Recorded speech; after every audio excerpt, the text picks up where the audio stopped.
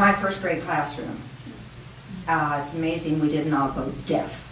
Okay. There was, for many years, only one kindergarten in Olmsted Falls, Miss Knapp's kindergarten. How many went to Miss?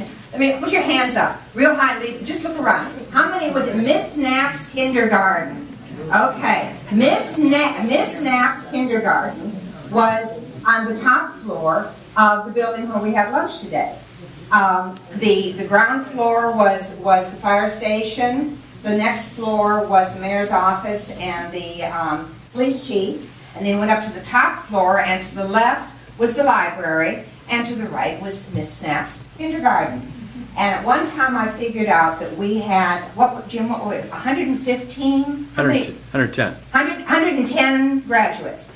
53 of us had been together from kindergarten, first or second grade. And that's really, 53 of us from kindergarten, first or second grade. So we really are a unique group.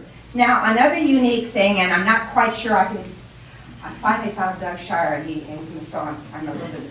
How many had Mr. Fort for 7th grade English besides me? Anybody? Were you in there, Dave? Who else had Mr. Fort? Great. Okay, I'm not nuts. Do you remember when he made us memorize a poem every 6 weeks and stand up and give it in front of everybody?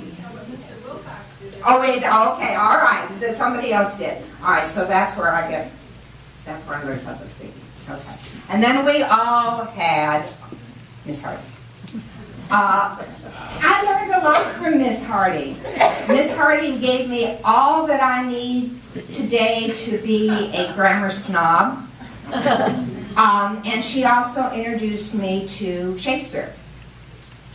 And Shakespeare is from Stratford-on-Avon in England. And here's where I do my Rosemary Wood stretch.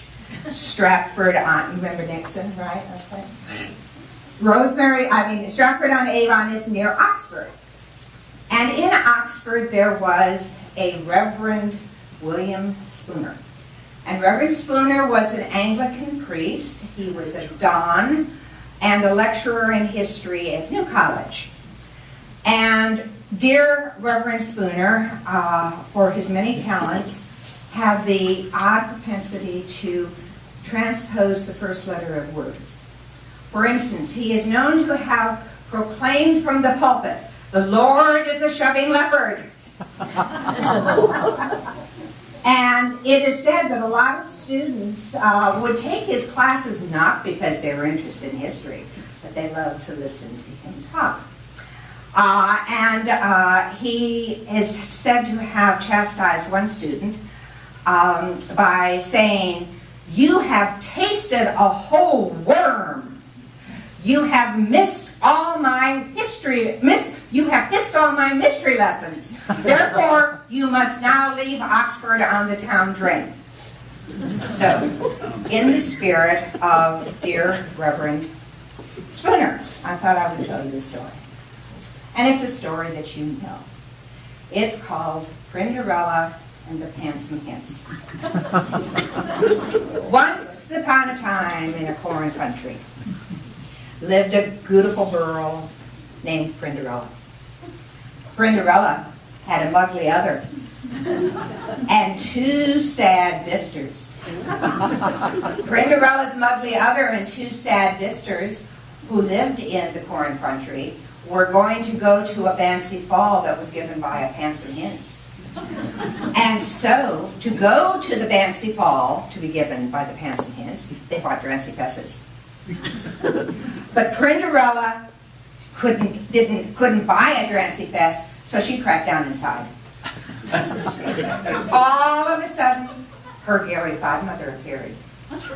"Why are you crying, Prinderella?" said the Gary Godmother. "Oh, Gary Godmother, the Handsome Hints is having a fancy fall, and my mugly other and two sad bisters have drancy fesses to go to the Handsome Hints' fancy fall, but I have nothing to wear, so I can't go."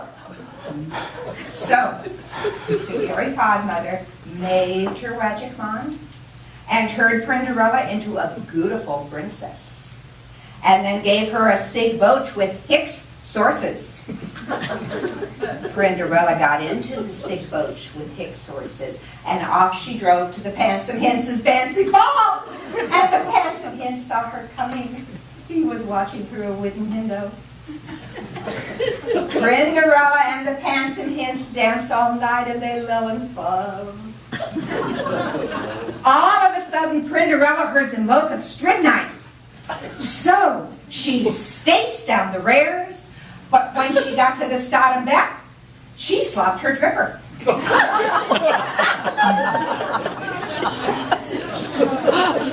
The next day, the Handsome Hens went all over the corn country looking for the beautiful girl who had slopped her dripper. When he got to Cinderella's house, he tried it on her muggly other. Didn't did. Tried it on her two sad sisters. Didn't knit them either. And then he tried it on Cinderella, and do you know? It did.